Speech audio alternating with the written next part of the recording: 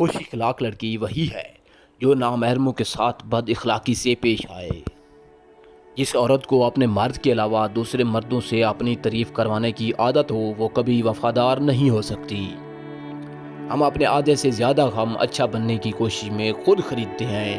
ہم لوگوں کو خود موقع دیتے ہیں کہ وہ ہمیں بار بار ہرٹ کریں۔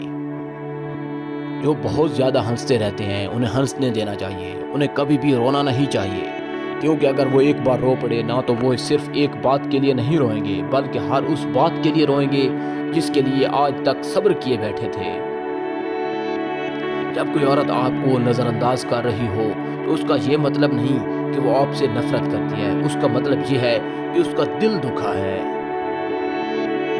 کوئی بھی کسی کی ملکیت نہیں ہوتا، اور پھر ہم بھی چاہت میں اتنے پاگل ہو جاتے ہیں کہ خواہش کرنے لگتے ہیں کہ وہ صرف ہمارا ہی ہو۔